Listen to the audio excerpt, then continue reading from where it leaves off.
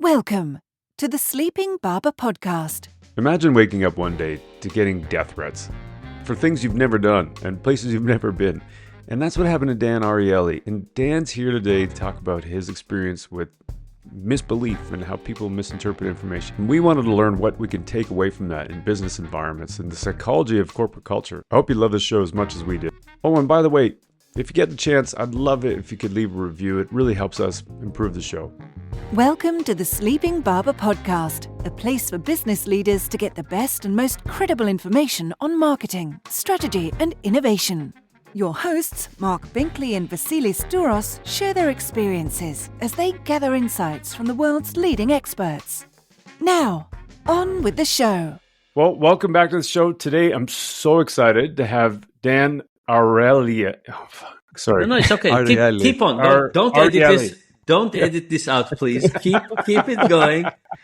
It's a difficult name to pronounce. It's okay.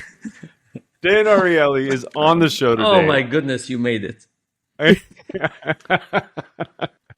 Thanks so much, Dan, for joining us. I'm super excited. I'm like fully nerding out here. I've been watching and reading a lot of your stuff for a long time. So really excited to have you on the show. For anyone not aware of Dan, he's the James B. Duke Professor of Behavioural Economics at Duke University, co-founder of multiple companies, including one called BeWorks, which is one of the world's leading behavioral change firms. Author of 8 books, including Predictably Irrational, and then the most recent book, MisbeLIEf. TED-Talk speaker multiple times. Started writing kids' books and is also a writer and producer of a new TV show on NBC called The Irrational. Dan, welcome to the show. Lovely to be here. Well, okay, so I don't want to break the ice right just yet, but you've got this crazy story we're going to get into, which is the source of a book, of your most recent book, MisbeLIEf. And so we'll start by sort of introducing this by saying, like, misinformation is everywhere. Fake news gained popularity a few years ago. We've heard a lot about it in social media, broadcast media, but it's also true in business, and there's lots of misinformation in business. And so that's kind of the slant we're going to take on this podcast a little bit. In any organization, a lot of times, it's created top down because people want an organization within an organization to control the information. Sometimes that misinformation is bottom up because there's conspiracy theories on what happens in companies of why things are the way they are. And so you're here to help us understand this whole thing, not specifically just in business, but in the world in general. And so, you've got this amazing book that you wrote called MisbeLIEf. For people that don't know about your work in general, you've got this incredible Economist subscription thing that was one of the first things that I really found. And maybe for those who don't even know what behavioral economics really is and all about, can you just start with a real simple version of that study to sort of level set on what this field of study is all about? Yeah. So the question really is, how do we make choices? And do we make choices in a rational way? And one of the possibilities is that what we call decoy options that we don't even consider, could nevertheless change the field of the decision making and distort it in some way. So the example I gave, and this was an experiment that was done a long time ago, was inspired by the Economist magazine. Mm-hmm. And they have a few options. You could get the online version, you can get the print version, or you could get the print and the online version. Now, when it came to prices, the online version was cheaper, the print version was more expensive, but the print and online was the same price exactly as the print version. Mm-hmm. So when you think about it this way, you say, I have the online version, I have the print version, I have the print and online, it's the same price as the print only. Let me get the combination. Mm-hmm. Yeah. Now, I called the Economist and I tried to understand what were their reasonings and how would they do it, because you would say, why would you ever include online only? Why would you ever include print only when you have print and online in the same price? Like, why, like, it really fit our research. I'll tell you about it in a minute, but it really fit our research about why would you have an option that is worse, same price and less. Why would anybody pick it? It was clearly a decoy. Anyway, I couldn't get an answer from them. So I did the experiment. I showed this option to a bunch of students, and the vast majority picked the combo deal. Same price, something else. But to another group, I took the option of print only out. The print only had 0.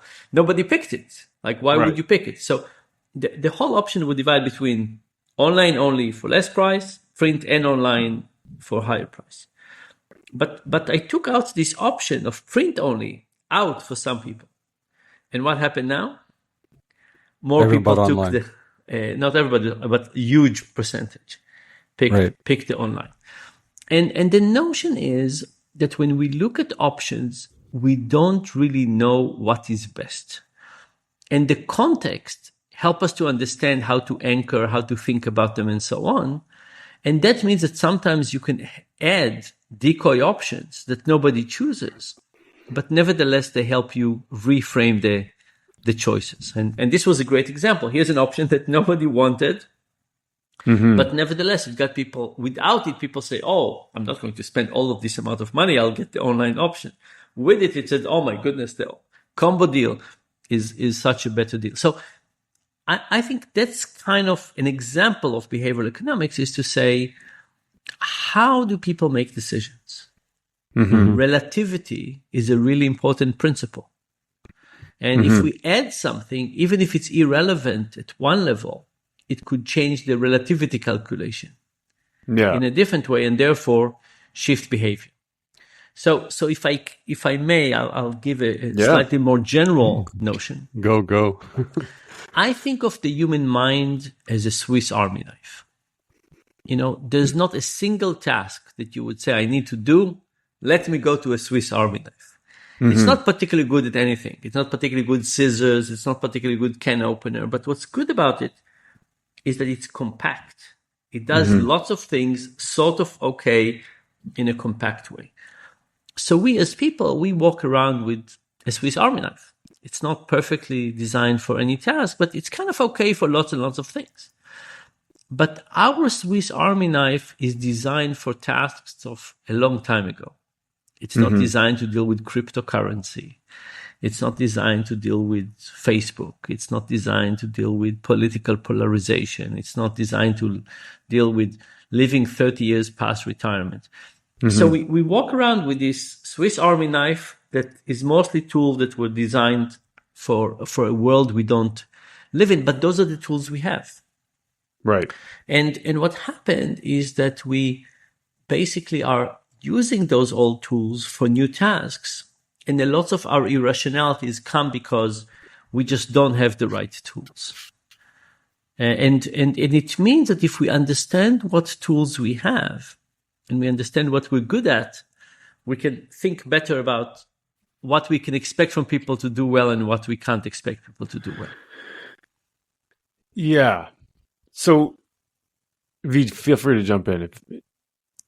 The one thing thinking back to behavioral economics and some of your past work, it seems like, and then thinking about MisbeLIEf, the book that you have now, it seems like a lot of the past work was more, it was almost like tool by tool, whereas it seems MisbeLIEf now you're packaging a lot of those tools together. That's right. Is that fair? Very fair. So all my other work, I did academic work, and then at some point I said, okay, let me write a book about this. This book, as you know, came from a personal experience. So it didn't start with academic papers. It started when I was very, very deeply and badly attacked during COVID. And just kind of to say something about my mindset. COVID for me was a period where I felt I was at the highest of my career. Mm-hmm. There was a virus, lots of questions, and I got calls from companies and schools and governments, and people had lots of questions to social scientists. How do we get people to change habits and distant learning and distant work? And how do we pay people when they're on unemployment? And how to deal with domestic violence? Ton of questions. And I stopped doing anything else, and I was just answering questions concerning COVID. And I felt I was incredibly useful. And then about 4 months into it, I get an email from a woman that I once helped. And she says, Dan, what's wrong with you? How have you become that person? And without thinking too much, I write her very quickly, say, what kind of person? And I get a slew of links to tell me what exactly terrible person I am. And just to describe one of them, that was a video that started with pictures of me in hospital.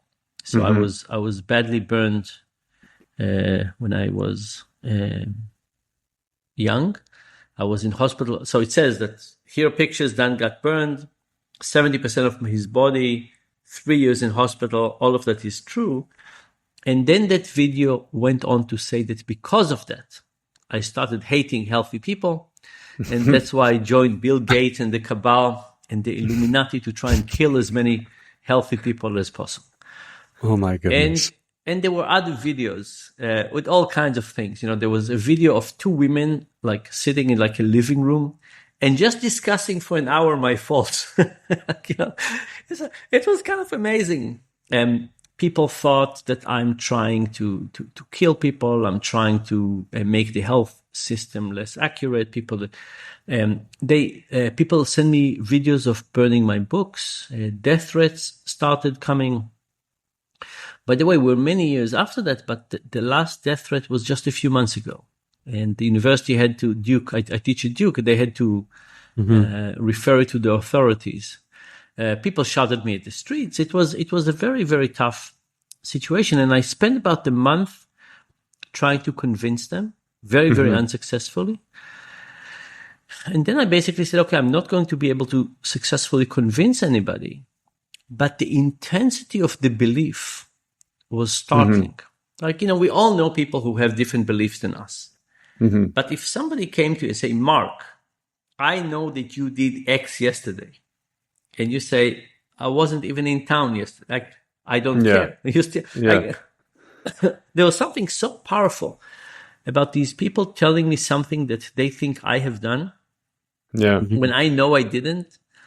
And I said, I have to study this. And this book is basically a description of a very complex and multifaceted machinery that takes normal, kind, smart, creative people and put them down a funnel of misbelief.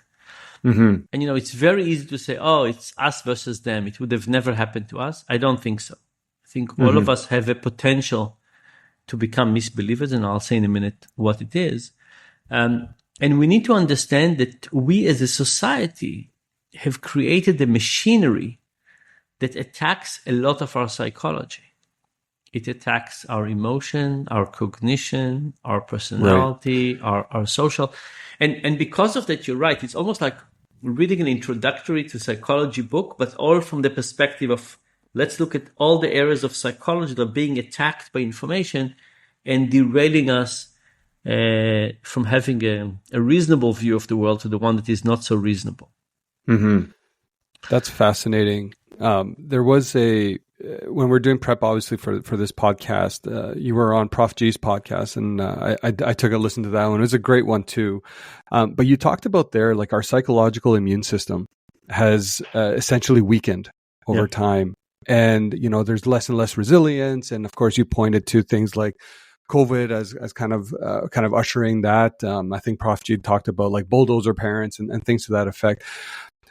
What's interesting about that, and I'd love for you if you have a moment to kind of speak to this, is when we think in the context of business, these individuals are coming into BizWorks. It's not just the social side that we're seeing here. We're seeing some of this coming into the business where you're not trusting institutions, you're not trusting, say, leadership, you're not trusting a lot of these other facets that exist where a lot of the older generation, we just innately trust maybe a little bit easier.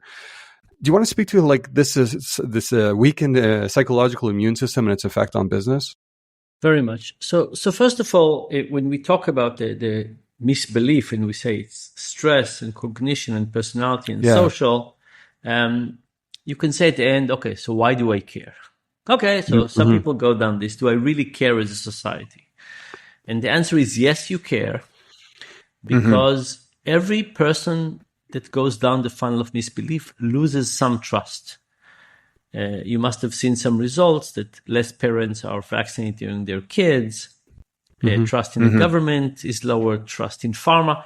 At the end of COVID, there's less trust in pharma than we had before.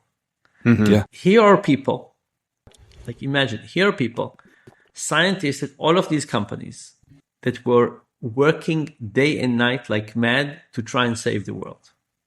Some succeeded, some didn't, but heroic efforts to try and come up with a vaccine. And at the end of all of this heroic effort, the reputation of pharma companies is lower than when they started. It kind of boggles the mind, and it's because 100%. It's because the package is around trust. So what is happening? What is happening is that when we experience stress, we look for a story to explain what is going on. And the stress we experience is connected to the outside world. What's happening? COVID, unemployment. By the way, my students are very concerned with ChatGPT. They said, will I have a job in 3 years in this thing that I just started studying?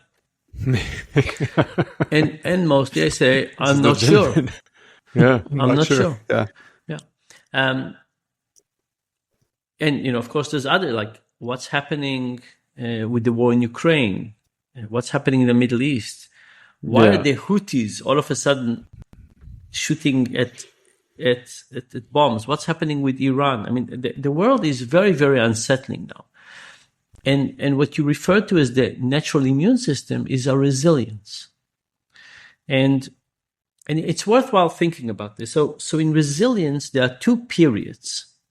So imagine life. You have life, slightly better, slightly worse. At some point, sometimes people have a tragedy. In my case, I got badly injured. And then usually we think about resilience is, do we get back? Do we get back to where we started, above where we started, below, how long it takes us? We think about resilience as the bounce back. But that period of life, when nothing bad has happened, also has resilience. And it's a resilience in the sense of the trust that you have that if something bad happened to you, somebody will catch you. And the example that is kind of, for me, the most salient is secure attachments and kids. So you have a kid, the kid is 4 years old, you take them to the park and you say, kid, go to the swings. If the kid goes to the swings and comes back an hour later, you have been successful in creating a kid with secure attachment. If the kid goes to the swing, but they look at you, they look back behind their shoulder every 90 seconds, not so successful. Now think about how we walk around life. Do we feel that if something bad will happen to us, somebody will catch us? Or do we feel that we need to look around to make sure that somebody will catch us? And it's kind of like a super insurance policy. Just imagine how it feels like in life to say, whatever bad happens, somebody will catch me. I'll get sick, somebody will help me. I'll fall, somebody will catch me. Somebody will dump me, I will catch me. Somebody will offend me, somebody will catch. It's an amazing feeling. And that feeling we have less and less. We have less and less because as a trend over quite a long time now, we spend less time with friends and more time with our nuclear family. And by the way, the time we spend with our nuclear family is not necessarily quality time. We drive kids, we do all kinds of things. We don't meet our distant family. as much. Work friends are becoming less friends. Me Too, for a whole slew of reasons, made it such that it's tougher to talk about personal things. For example, at universities, they tell you that even if your spouse comes to see you, don't kiss them in public. Oh, really? Because it create an unpleasant environment for other people. I guess maybe if you kiss their hand, it will be okay. But with political polarization, more and more places says don't talk about politics. So all of this is also making we're less friends. Because if you can't talk about romantic life, you can't talk about this. It creates less friends. And you talked about people who joined organization a long time ago versus recently. So I think there's some generational issue, but also think about somebody who joined an organization during COVID. How connected do they feel to the organization? Just imagine that the whole HR process is on some digital platform. Yeah. How do you leave that place? It's just not the same. So anyway, we're much more socially isolated, and we're experiencing stress, and it doesn't work.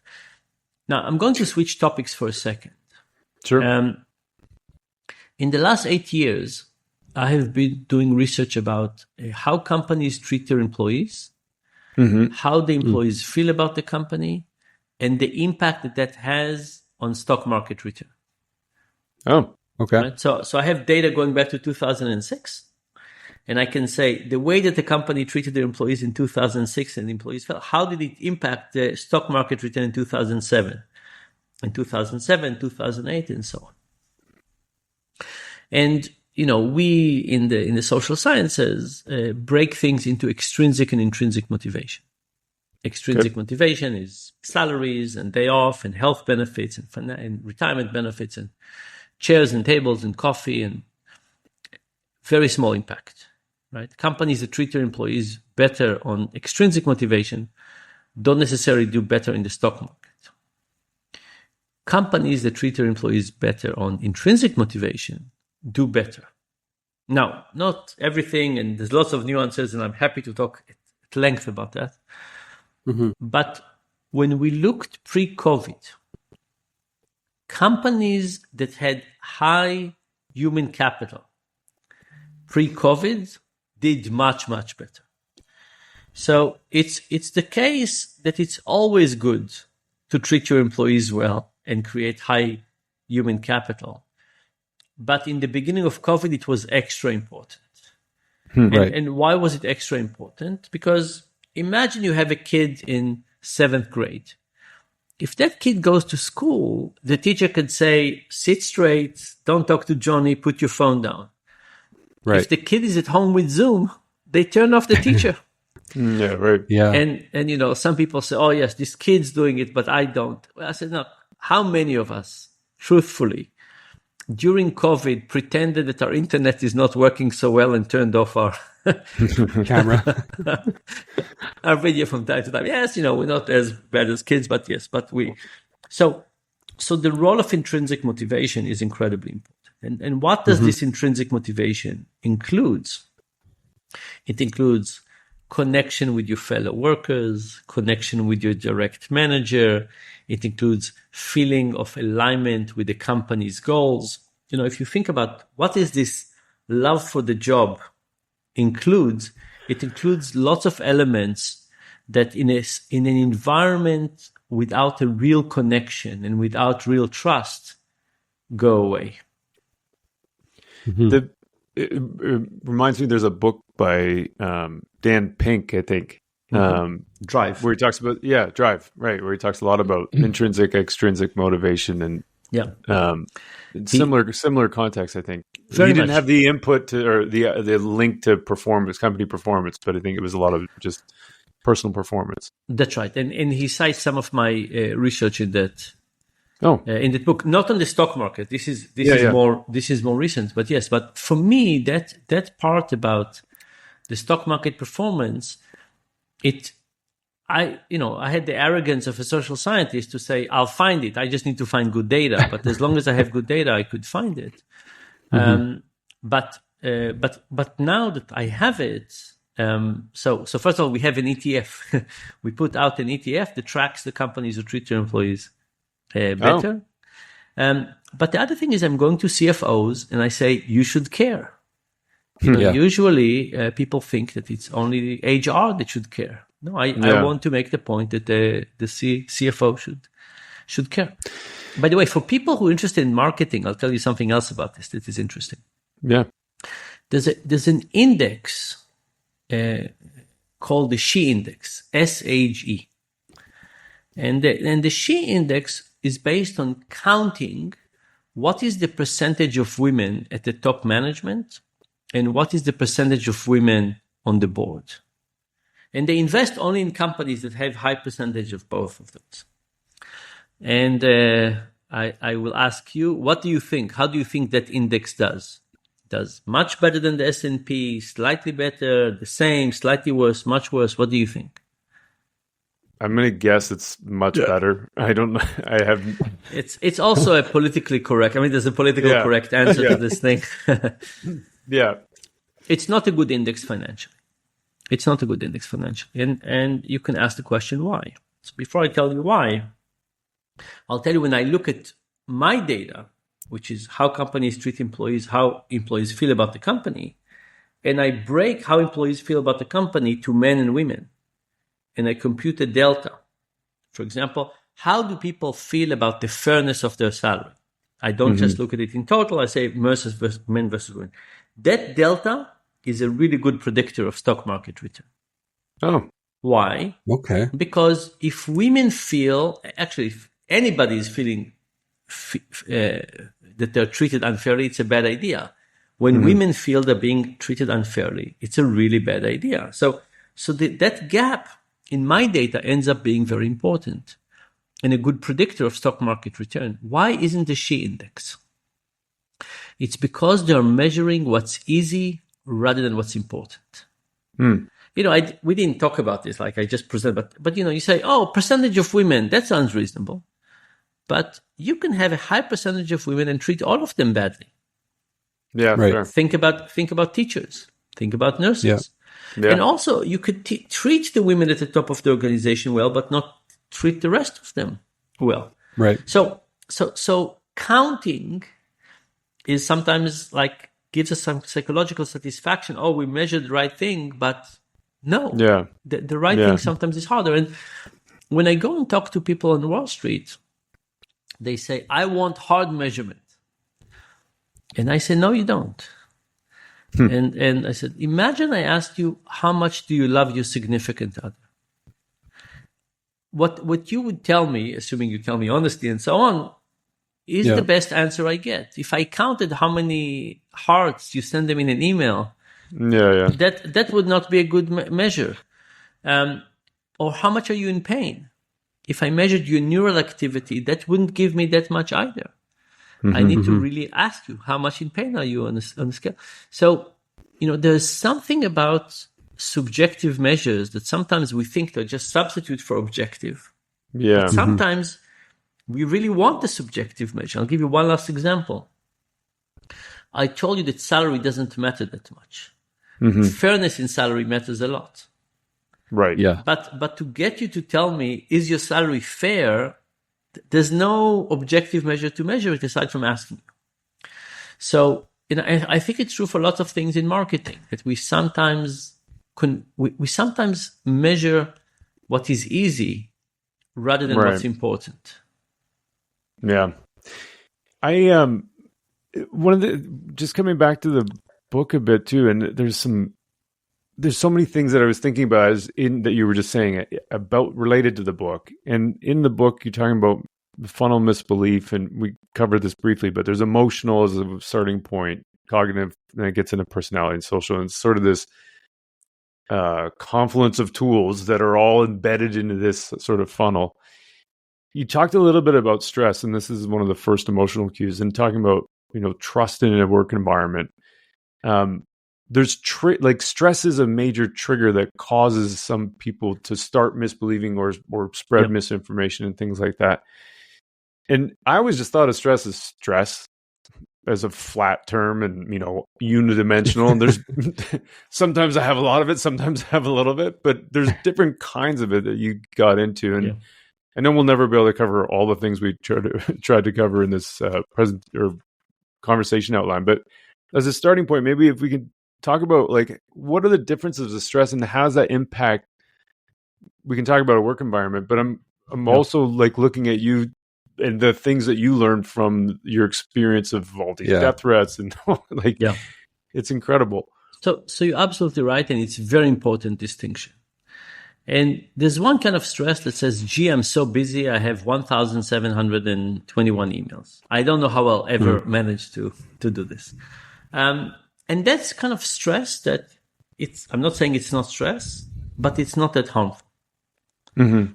The kind of stress that is harmful is the kind of stress that says, I don't understand the world. I don't understand why this is happening. So I talked yesterday to somebody who just lost a job again within just a few months. And the guy, it's not clear to him how he picks himself up and tries to do the next thing. Now, if his company's closed, he would have no problem. But he's basically saying, how do I know that in my next job they will not fire me again? Mm-hmm. When the world is very, very unclear, when we don't understand what's happening in the world, we look for some sense of control, some sense of explanation. When we don't have it, it's very tough. Mm-hmm. And I'll give you two examples for this. One is there's research that shows that fishermen who fish in the ocean have many more superstitions than fishermen who fish in a lake. Why is that so? The lake is kind of predictable. Whatever you had yesterday, you'll have today, you'll have tomorrow. Not a big variance. Ocean can change dramatically from day to day. What do? Superstition. You clap twice and you look up to a god and you hope that this would do it. That's what I'm doing wrong. Exactly. That's why I'm not catching any fish. And here's another version of it. There's something called white noise. And white noise can be auditory, like full spectrum noise, something like that. Mm-hmm, but we also have paintings that are white noise. Imagine a drawing full of white and black dots randomly organized. And I show you one of those and say, can you see an image? Oh, look at this. I say, can you see an image? No, you can't see an image, huh? Yeah. That's very serendipitous. Can you see an image in this? And you say yes or no, and I put it down and I show you another one. And I show you 50 of those, and the question is, how many of those did you see an image? Right. But then we do it on a flight going to parachuting. What happens is you get closer and closer to the moment of jumping. People see more images. Yeah. Now, why does that happen? Imagine you're in the jungle and you think there might be a tiger around. Your whole system is now designed to see patterns. Right. These leaves here might be something. This might be something. So when we are stressed, we have a real pressure to find stories. And we look and we connect dots and so on. And those stories, not all stories are as good as the others. Ideal stories also have a villain because you don't want it to be your fault. Right. So you want to connect the dot and you want to have a villain. And of course, today with the internet, it's very easy to find these stories. But even at the workplace, if people have processes they don't understand, somebody else was fired for a reason you don't understand, maybe a friend of yours, how are people supposed to react? People are looking for all kinds of connections. If it's within a company, maybe they think there's a villain within the company. And then, of course, a lower trust. And And when I use the term misbelief, and I don't use conspiracies, but for two reasons. One is I don't think derogatory terms are good for any reason. But the second thing is that for me, misbelief has two components. It's about believing in something that is not so, but it's also about accepting that thing as a lens from which you view everything else. Right. And that's a really important component. So if you think that, you name it, Bill Gates, the Illuminati, the environmental movement, diversity and inclusion, gender, if that's a live topic for you, and if you say, look, you know what, this whole thing about gender, I'm not so sure how I feel about it, no problem. Or even if you say, I'm 90% sure about it in one direction.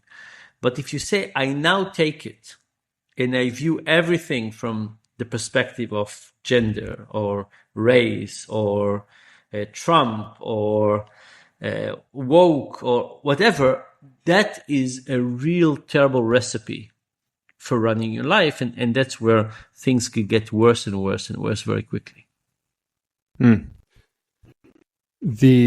This is fascinating, Dan. It's very sad, by the way. It's very sad. It is because you can see how then the misinformation gets distributed. It can become very toxic. If we take it in the context of business as well, it can become a very toxic environment at work. Mm-hmm. But my mind drifts a little bit, and I don't mean to do this on purpose, but I think about the rise of the influencer, especially during COVID. I'm getting a sense that the reason why we've seen this, there's always been influencers. You think about Hollywood stars. Yep. It's not a new thing. But when you think about the rise of the TikToks, the Instagram Reels, and the people now sourcing influencers as a source of truth for information, because I think it ties back to what you're saying is I can feel an attachment potential with this person because they either personify something that I can see in my own life, and they start creating those stories, the parallels, and it becomes a source of truth. Yeah. So, do you think there's any correlation there? Or am I out to lunch? I think very much so. So first of all, I think that for example, the term branding, we use it as a term, but it includes lots of different psychological inputs. And depending on which company you are, branding is very different. Branding for a car manufacturer is not the same as it is for Procter & Gamble. It's not even the same psychology. When you drive a car, it represents your identity. When you buy toothpaste, it's about what do you recognize as easy as trustworthy. Not even the same psychology. And we have kind of, I think, made a mistake by giving it all the same name because we don't let the richness of the different versions come to life. I think the same thing is true about influencers. So, there's influencers of people that you grew up with and you have kind of a liking to them. Mm-hmm. Yep. There are people that have a reputation for something else. And there's also this reduced trust in traditional media. Yes. And those are very different effects. All of them are different effects, but there's no question that we are living in a world in which the general starting point trust is lower. And what is going to fill the gap? And influencers, without the constraint of traditional media, have ways to create higher trust. Yeah. So not a desirable effect, by the way. I think if you said I want to design a world in which we would provide information and people would believe it, I don't think you would say, oh, I want influencers. Yeah. There's a couple of ladies that I talked to a while back that were working on a project to try and put the equivalent of nutrition labels on content, which I thought was a really noble idea.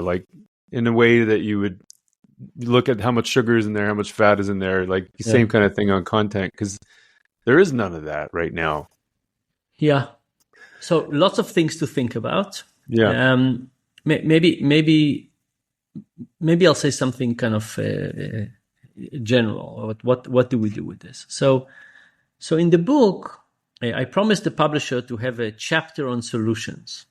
And you know that there's no chapter on solutions. I have these little sections called Hopefully Helpful, where the question is not how each of us can solve the corrosive information problem, misbelief, but what can we do to our friends and family, and how can we have a reasonable discussion with Uncle Joe and maybe slowly get him to think about things differently. That's what we could do as individuals. But there are lots of things that we can do as society. And they start with, here's a button called like, but the moment you press on like, we open another menu and you say, are you sure this is true or not? Yeah.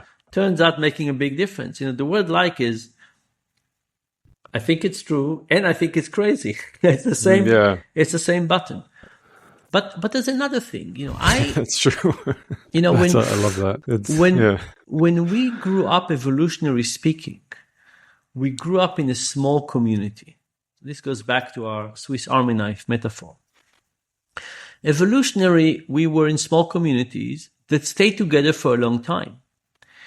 And in a small community that stays together for a long time, you can trust people. Why? Yep.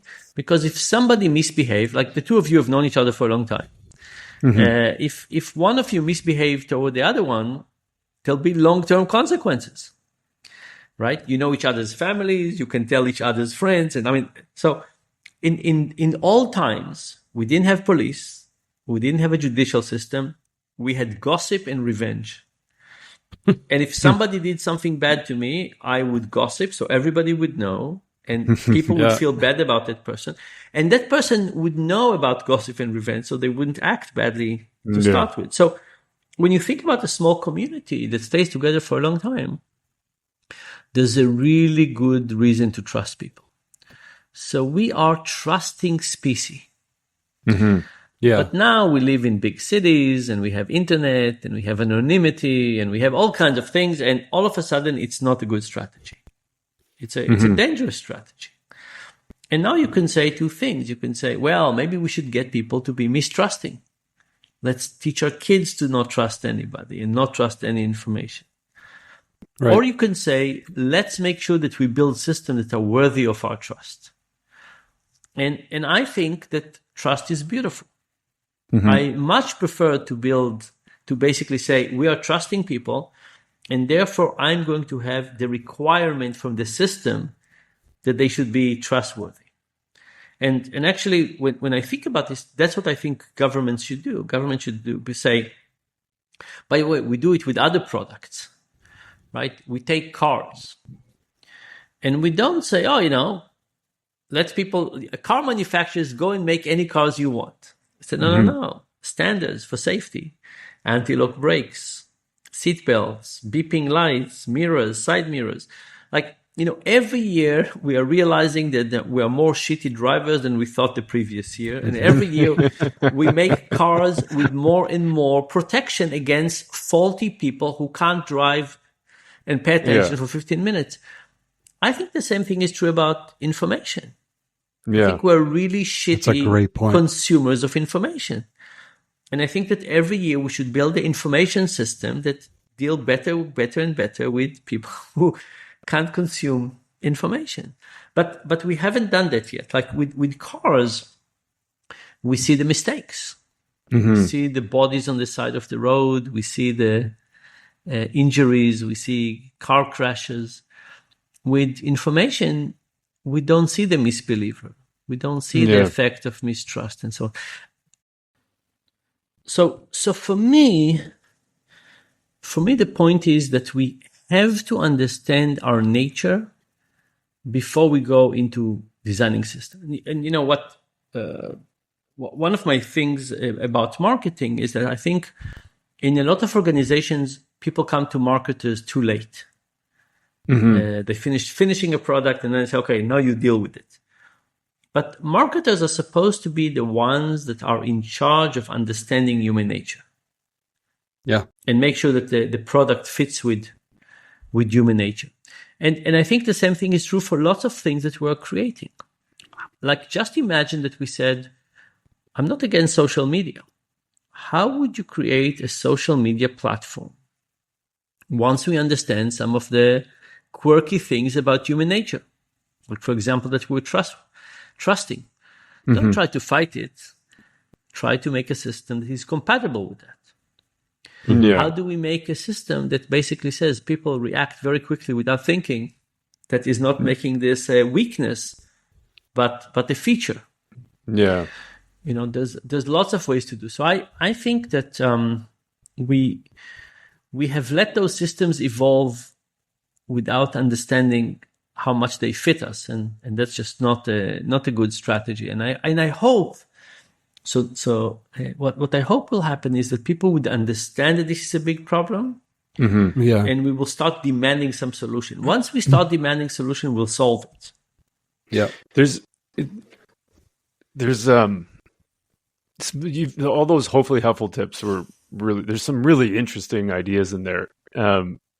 So we're talking, as I'm just going to lead myself into this question, but we're talking about stresses, how that changes how people act and behave, creates more short-term thinking, reduces bandwidth. You start grasping for answers, looking for stories, looking for a villain, then you start manufacturing some of these stories. Then you get into this situation, which I've seen a ton, where you have people in an organization that have this motivated reasoning, where they see the world through a lens and they're trying to find all the information that fits that sort of idea that they have. One of the things that I think you talked about in that hopefully helpful is changing the way we search. And so it's so simple, but it's so practical. And I just wonder if you could expand on that a bit. Yeah. So, when we search, we do what's called confirmation bias on steroids. Do vaccines lead to autism? Let's search the opposite as well. Yeah. So a lot of time when we're searching for an answer, you mentioned motivated reasoning, we have a direction of what we think is happening. But, it's very hard to just look for disconfirming. So the easiest thing is to search in both directions. Although one of my favorite recommendations in the book, and I think that's a really good recommendation for discussions, is based on the illusion of explanatory depth. And the idea of the illusion of explanatory depth is that often our confidence is way, way, way above our real knowledge. And I demonstrated this with a flush toilet. I came to people, I said, do you understand how a flush toilet works? People say, yes. I said, great. On a scale from 1 to 7, almost 7. Great. Luckily for you, I have all the pieces of a flush toilet here. Perfect. Brand new. Please try and assemble that flush toilet. Nobody does. And then I repeat the question. So how well do you understand how a flush toilet works? And people say, not so much. Yeah. Now, if you think about it, It's a great example. Usually when we have a discussion with somebody, we attack. Right. And our success rate is unbelievably low. Right? When we stop to admit it and I say, how many people in the last 5 years have you had this debate with? And at the end of that debate, they said, you know what? You're absolutely right. I never heard such good arguments. I never heard this perspective, never thought about it before. I'm changing my minds completely. Of course, we almost never hear this. And we never say it either, right? It's not as if it happens to us. And it's because when we argue with people, when we express our opinions, we think about our side. And when they express their opinion, we counter-argue in our minds. They have not finished the second sentence. We already know where they're going, and we're trying to, in our mind, convince them. So debates, they work very nice in school, but debates basically don't work. The illusion of explanatory depth says, don't debate people. Come at it from their perspective. Help me understand how a flush toilet works. So imagine you take people who think that Trump won the previous election and it was stolen from him. and you say to them, I'm not arguing. Help me understand how elections are counted. Mm-hmm. Right. I don't know. And how could they get stolen? Right. No idea. So how much do you believe now? And the reality is that when you get people through this process of, I don't understand how they're counted, and when we look at it, how they counted, you say, my goodness, I don't see a crack in the system. There are people who supervise, all kinds of things are happening. That's a very good mechanism to basically don't argue with people and just say, help me understand the depth and the depth and the depth of what it is that you're arguing. But always nice to make fun of the British, but they said that the day after Brexit, there were more searches for what is Brexit after they finished voting. The reality is that there's lots of things we don't know. I asked lots of people, do you feel that you have a solid understanding of where you stand on the environmental question? I don't care right or left. Do you feel that you have a solid understanding? And lots of people say yes. Mm-hmm. And then I say, and what have you actually read? Yeah. Right. And most people say nothing. Some people say, I read the UN report. And then you say, did you really read the UN report? And they say, no, I just read the summary. And when you think about it, there's a lot of things that we think we understand, but we don't. And the good news about this is that the moment people stop believing in something 100%, they become much more reasonable. Mm-hmm. Like if you think about it, we usually argue about the facts. I think we need to first shrink confidence. Mm-hmm. Let's just first accept that we don't know as much. When I used to lecture, by the way, I used to start with visual illusions. Yeah. Because visual illusions are mistakes that everybody makes. And it's Right. very clear. It's okay, if we make these mistakes, just let's accept the fact that our system, that take the outside world and translate it, are faulty. Okay. Mm-hmm. Now that we're faulty, where else could we be wrong? So there's a term for this, which I don't like so much, but it's called intellectual humility. Mm-hmm. I think there's no humility in this term.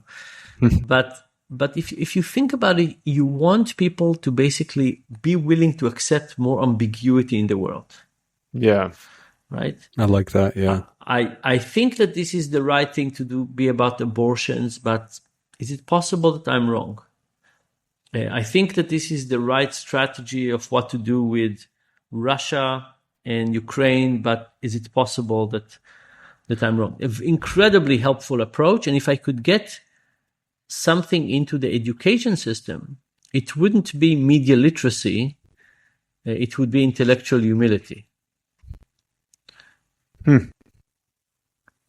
It's an interesting thing. We've had Roger Martin on before, and he wrote a book with Jennifer Reel, and one of the things they talked about is a pro chart. If you're trying to create a great choice, and so rather than having a pro con, you're creating, in which case you create opposites and opposition and conflict and that kind of stuff. Then the opposite for them was create something where you have I love this, and I love this, and then that creates a more balanced perspective, similar to what you're saying with decreasing confidence in, like, it's not an us or them or me versus you. It's more about, what don't we understand about this, and it creates a commonality and a common platform that you can build from.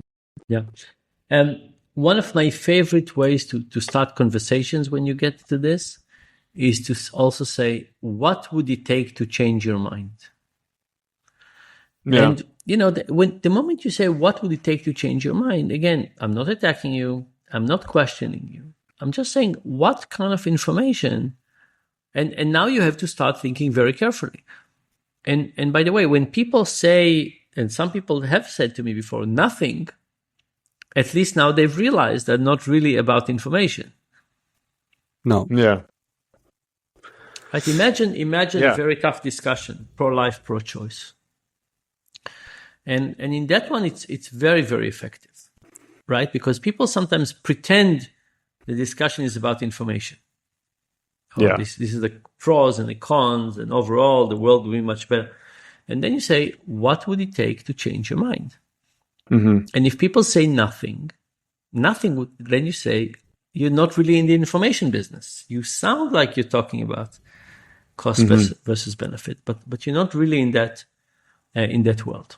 And then the other thing that is worthwhile pointing out is in the social part, which we didn't get to, but in the social part, the first component of this is ostracism. When we ostracize people, the moment we feel they're different than us. And it's such a strong thing. You know, when people have a different opinion than you on, let's say, abortion, very hard not to show them how much you dislike them just by that moment. Like, we think that they are broken. How can you look at the world and come up to such different conclusion? What's wrong with you? Like, you know, it's such a strong feeling, no matter which side you're on. But the sad reality is that by showing people the disgust that we feel with them when they express their opinion, we're just making the situation worse.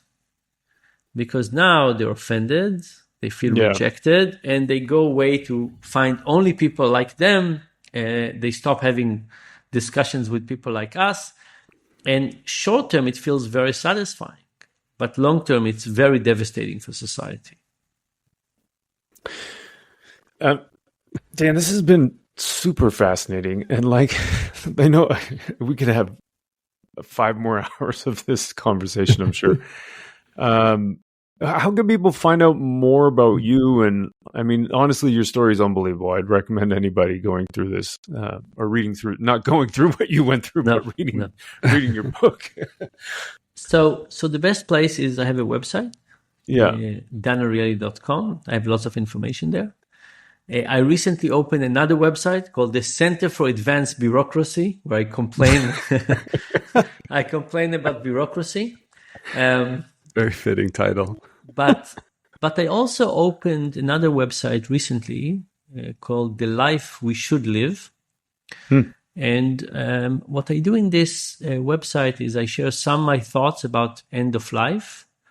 And I ask people who want to talk to me about the last chapter of life. So for me, the last chapter of life is from the time people get a terminal illness diagnosis until the end of life, slightly longer than 5 years in the Western world. And I'm trying to understand the mistakes, all the mistakes that people are doing in this chapter, and what can we do about it. That's fascinating. So if people want to, there's a few surveys, but if people want to listen, think, or maybe talk to me about those topics, I'm kind of just in the beginning stages. I've done a few experiments already, studies, but I think it's an incredibly important topic. The good news, by the way, is I think that there's so much room for improvement. I think the last chapter of life could be a really good chapter for many people. It's just not right now, but it could be a really good chapter.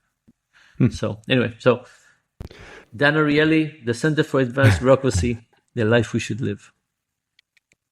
This has been so insightful, and I genuinely, personally, and I think I speak for Marc here, like giving us your time today, because it's not very often we can have these conversations that transcend not only the world we live in today, but you can see that some of the direct lines even into our day-to-day operations, even on a business side. So, loved your book. This has been great. Thanks so much for your time today, Dan. Thank you very much. Wishing all of us a good continuation from here on. Exactly. If you like this show, please leave a review. And even if you didn't, we'd love to make this show better, and your feedback will help us do that. Are you ready? I heard something the other day that it's time for the post-pod. Oh, what? Yes. Post-pod is here. I've been wanting to do this forever. It's been a while. It's been so long. It has been. Yeah. So, Dan Ariely. Wait. Yeah, I was just going to say, can we start, We had saying Dan his name Ariely. properly. Well, that's fair. Hey, he did congratulate you on that. So Yeah, I can't believe I fucked it up so badly.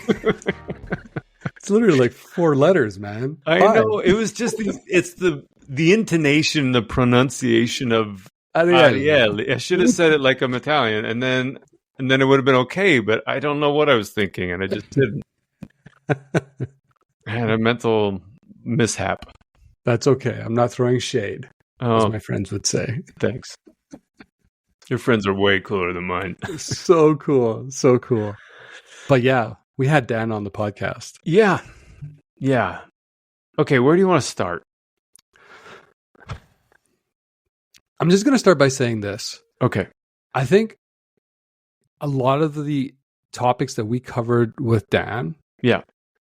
even though you may not be able to see the direct correlation to a marketing or into the business context, I think really speaks volumes of the current state the consumer finds himself in. So I think there's a correlation there when you're talking about from a marketing lens, but then even the overarching business context as well. He talked about the funnel of misbeliefs. He talked about how stress is actually making us fall deeper in this need of understanding and control. So I think you can get a sense why, maybe marketing budgets are being reduced because the business is its way of I need to tighten things up because I need to get back in control. Don't trust those guys. I know we loosely talked about influencers and the rise of influencers. Coincidentally, it happened around COVID, right? Let's not forget about that. So I think it's one of those things, the loss of trust in institutions and brands and all these things have led us down this path that now we need a confirmation of our thoughts or our opinions by others. And hence why maybe this has now scaled to the levels that it is.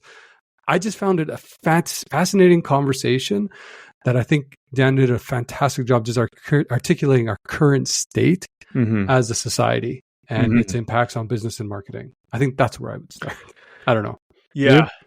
Yeah, I can't remember if I just wrote this in the show notes or if it was maybe part of his book, but anyway, or if I even said it. But there's I don't know if it was even super clear that he went through That's true. a whole bunch of death threats. Yeah. People started attacking him. There was a story in his book about how he was sitting at a pub with a buddy and people saw him and recognized him. He's a recognizable guy. Yeah. And started just attacking him. Not physically, I don't think in that situation, but kind of at the brink of being physical and in his face and all that kind of stuff. For nothing. He didn't do any. He was consulting with people on how to get kids more motivated with online education and things like that. Yeah. He became a villain for reasons unknown.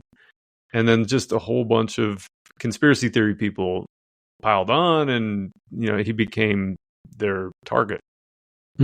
So, not many people go through that. And then this is the part I don't remember if I said or if I just read it or where I just wrote it. But there's a lot of business motivational speakers that come in that talk about things like, oh, I summited Everest and here's the top things that I've learned, right? Or about leadership. Yeah, I went to the depths of the ocean and I did these. And so, those kinds of things are things you achieve. You can get a picture of it, but you don't this is a metaphorical ocean floor or a summit of somebody that's gone through something extreme and tried to understand it about how people tick. And and for me, the analogy or the tie-in and the link to your point around how this connects to business is so apparent because society is business. Business is society. There's community, but there's culture, and business culture is the same thing. Oftentimes, it's just inside a work environment. So there's a lot of stuff around how people tick that we all sit there and go, well, it's culture, or culture eats strategy for breakfast. We dismiss the people and the psychology of stuff so quickly. Yeah. Other than things like psychological safety kind of pokes its head up as a popular topic here and there because it's accessible, right? That's a great point. Anyway, there's a ton of stuff that I thought was really interesting about this. Well, first of all, there's one. Okay, so the starting with the Economist subscription to me is fascinating because I remember watching that so long ago when I first saw it, and like there's little nuances about how people think and how they make choices that they think it's their choices, and it's actually not often their choices. They're kind of pushed down a path because of the choices that are put in front of them that give context to the print only is not as good as the print plus online. And it's clearer when you have all three options, online, print only, and then print plus. But if you remove the print only, then it doesn't become as clear. And so, yeah, there's like, it's just a fascinating like can opener, what makes people tick. Oh, totally. And you could see how it would work on you or me for that matter. Like, I think if you recall, there was something similar when we were doing on our MBA where you would be able to buy the ebook or the book and the ebook. Like, it's the same thing. It's exactly the same thing where it's like, well, I might as well have a hard copy. If I can have both for $10 more, I mean, like, why not, so to speak, sure. right? Yeah. So it's those things where, again, it goes into the psychology where you think you have this notion of choice, but it's actually pushing you down a specific outcome that the business in this case wants for you, which I thought was a great example. The other thought I had, and it was towards the end of the interview with him, but he talked about why ostracism is so destructive. And it's easy to see, and again, like easy to see in a context of, guys summiting Everest, or in this case, Dan getting death threats for nothing. For nothing. I hate to laugh at that, but so easy to like ostracize conspiracy theory people, but he was making the point like it could be anything. It's like left versus right, totally. Up versus down, black versus white. Like there's all kinds of differences, and it's easy to ostracize people. And in a business environment, it happens every day. Like somebody opens their mouth, and this is like where psychological safety comes from. And a lot of people are afraid to open their mouth, first of all, because they don't want to get ostracized. Yep. Because that then creates stress, and then stress leads to short-term thinking, and you start like running down. And you could see how it's not just this extreme scenario of a person going down like the flat Earth kind of path, but in our own little ways, there's so many nuances of conspiracy theories that are happening inside of corporate culture. Well, and I think it goes back to the other thing that he talked about. We have less and less resilience, or our psychological immune system is weakened. Yeah. And because of that, maybe we don't speak up as much as we maybe once did, or, jobs are harder to come by now during this point. So it's like, I just need that paycheck. So I'm going to do whatever they ask me to do. Right. Yeah. And I think I can totally, really, really see this notion of a weakened immune system from a psychological immune system that's weakened in the context of business, because I think you only get constantly like a few people that are comfortable in their voices and their opinions and all that are constantly the ones piping up, while others are a little bit more, suppressed, maybe is the right word. I don't know, but and then the other thing that really stuck out for me was he talked about obviously the extrinsic and the intrinsic motivations, right? I thought that was, again, just another interesting way of kind of applying and seeing its actual applications even in business, right? Yeah, which I think is something that we often, I don't know if we often forget it, but it's, again, it was a light bulb moment for me, as was much of our conversation with Dan, if I'm being completely honest. Yeah. Well, in that one, I was looking up, there's an article I found on Yahoo Finance, and then I was comparing it's called HAPI, Happy, I think. Happy? It's his ETF. And this article on Yahoo Finance compares it to, I'm trying to remember, the U.S. small cap, different ETF that tracks the S&P 500. But anyway, it's outpacing the S&P 500, and it does nothing it doesn't look at the inclusion criteria for companies that get into it. It has nothing to do with their PE ratio or profitability or their margins or anything like that. It's 100% based on, is the company got strong intrinsic performance in terms of employee satisfaction and motivation, that kind of stuff. And so just measuring that, you're getting like you find these companies with really incredible returns. Well, it's like genuinely being at a job because there's a love for the job. And I think often sometimes we will talk about like people work for people, they don't work for organizations. Obviously, organizations that are able to invest in that. I don't want to overuse the term community, but like really that sense of purpose internally, obviously are able to probably weather more of the storms than others where they're there, again, collecting a really great paycheck, for instance, right? Yeah. Your loyalty is a little bit different. The other thing is, do you recall when he said, when we're stressed, we really want to find a story that we can rally behind? Yeah. Because it kind of creates that, what's it called? That environment or like that light at the end of the tunnel. Like we know who we're going for. We know who the bad guy is. We need the villain, so to speak, or we need, and I kept in my mind as he was talking about, I'm like, think about it again in the context of business. Yeah. What are we after? We're after our competitors. They're the villains. They're the ones that aren't doing things the right way. And I just, or when things aren't going right, it's my boss or the CEO or like, you start turning inward and fighting. Well, exactly. They don't understand what our day-to-day looks like, or they're missing the big picture because they don't see this. Yeah. And it's really interesting how we naturally, I think it's a defense mechanism more than anything. Yeah. Yeah. It's just, I really, really enjoyed that conversation. Yeah.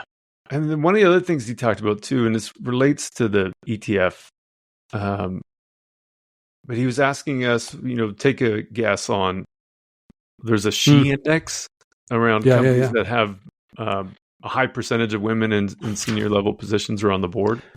Yeah. And guess how well they do in terms of their financial performance. Right. And it turns out it's not a good indicator for financial performance.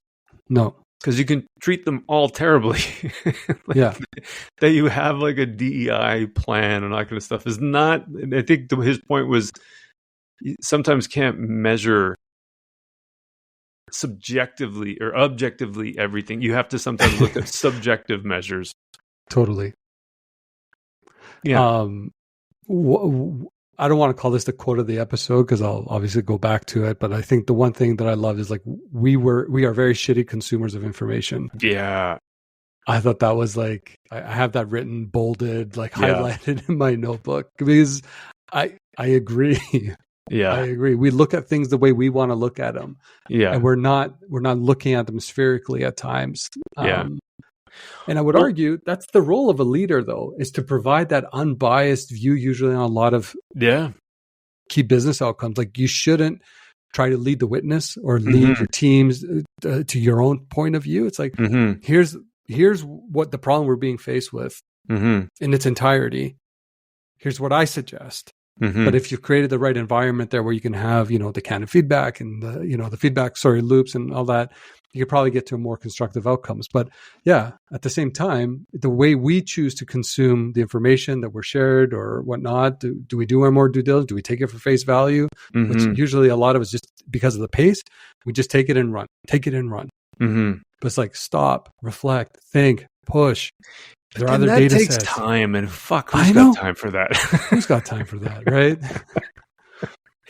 I'm with you. I get it. But it's part of the thing. Like you're running from meeting to meeting, and you're just like, do, react. Yeah. And then, at some point you do need space to reflect on a couple of things here and there. You should. Yeah.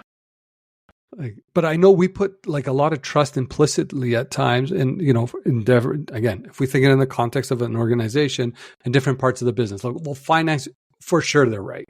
Yeah. There's absolutely no way that they could be wrong. Or marketing, or, you know, like you just implicitly put this, and you should have trust. I'm not saying you shouldn't. Yeah. But how do you create that forum to make sure like there is that? Yeah. Not debate. Kind of like building on what you're saying, that he talked about changing the way we search. And yes. And that one, as you were saying that, I'm like, I was thinking originally of it just being search, like Google search. But you're right. Like, because you can ask people, and that's another form of search. Totally. Which then speaks to that idea of like finding people who dissent with your opinion and trying to understand them. Yeah. Right? And not ostracize them, but lower their level of confidence by asking them questions like, oh, how does that toilet work? Or what would it take to change your mind? Yeah. Remember that one too that he sprung on us? Great. I'm like, that's good. It's like if they say, well, there's nothing, they're like, there's you have no use for information. It's like, okay. Yeah. Yeah, that's a good question too. I thought that one was good. Yeah. So many good questions. Anyway, like I was just this morning, I was re-listening to this podcast and just pulling out the timestamps, but man, there's so many moments. I'm like, okay, I got to rewind that again because I'm thinking about this again. Because at first, when I heard it, a lot of the things I was just, you know, listening to listen and trying to run the interview, but now I'm actually trying to listen to absorb it. Yeah. And there's a lot in there.